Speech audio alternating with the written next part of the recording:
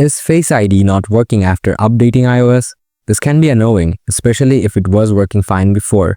Sometimes, software updates bring bugs or change settings, causing Face ID to stop working. But don't worry, in this video, I'll show you how to fix it step by step. So let's get started. Solution 1. Enable these very important settings. Open Setting, scroll down, tap Accessibility, scroll down, tap Face ID and Attention. Just enable Require Attention for Face ID. Attention-aware features also enable haptic on successful authentication. If these options are already enabled, then turn these off and then turn it back on. Solution 2. Reset Face ID. Go to Settings, scroll down and tap Face ID and Passcode. Enter passcode. Scroll down and tap Reset Face ID. After resetting, tap Set up Face ID and follow the prompts to set it up again.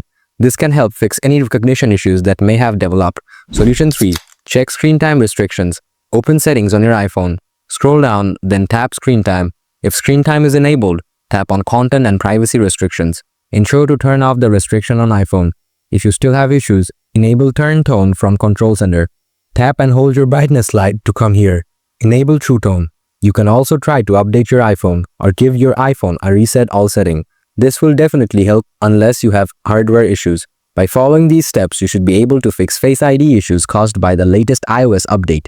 These steps worked for you? Let me know in the comments, and if you are still facing any problems or have any other questions, feel free to ask. I'll be happy to help.